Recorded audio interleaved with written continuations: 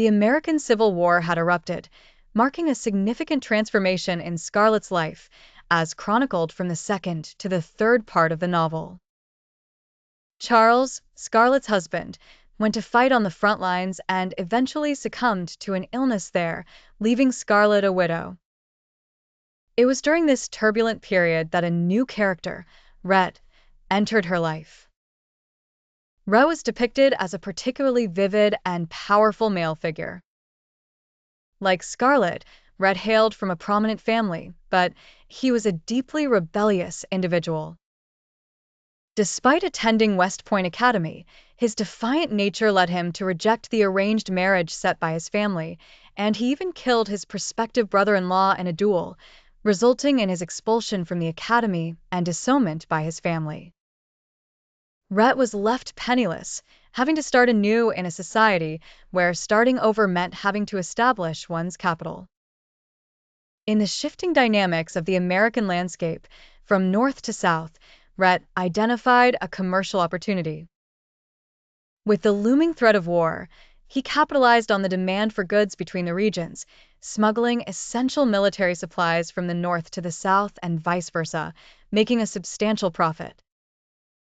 Despite his illicit activities, Rhett was portrayed as embodying a new generation of Americans, pursuing wealth and new societal values in a changing culture.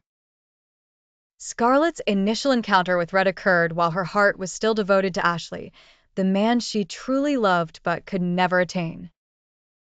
For Scarlett, Ashley represented an unfulfilled romance, one that remained unattainable and thus was idealized in her mind. This emotional attachment to Ashley kept her striving to reclaim her lost aspirations.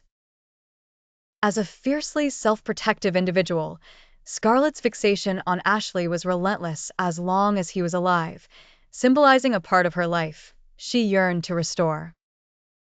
Upon meeting Rhett, Scarlett exhibited no particular interest in him. It is often the case that individuals fail to recognize the person they ought to love the most when they first meet them. Love psychology suggests that people carry an ideal image of their partner in their minds, and Ashley fits Scarlett's mental picture perfectly. Contrarily, sometimes people fall in love with those they initially deemed impossible to love, with all preconceptions vanishing suddenly. Scarlett's longing for Ashley was a manifestation of her yearning for her old life and values, which Rhett did not represent. Scarlett's journey, amid the destruction of the South, needed to be a gradual realization that life had irrevocably changed, requiring a resilient and wholehearted commitment to the present. Only through this gradual understanding could Scarlett appreciate Rhett's true value, which she was yet unaware of. The novel narrates an event where a fundraising auction was organized in Atlanta to support the Southern Army. Women were auctioned off to dance with the highest bidder, the proceeds going toward military supplies.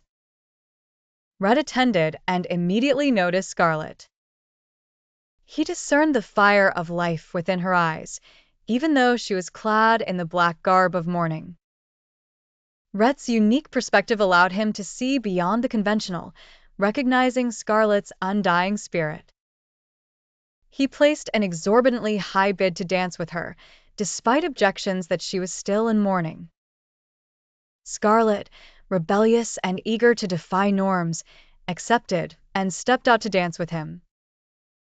This event could have sparked an idyllic romance in a simpler narrative, leading to dramatic elopements or sensational developments. However, this novel strays from predictable romantic tropes. Margaret Mitchell aimed to portray the culture and civilization of the South, the inescapable destinies forged in the crucible of historical upheaval, and the relentless forging, melting, and remaking demanded by such high-stakes environments. Thus, Scarlett's resolute indifference towards Rhett's affections transcends mere narrative stubbornness.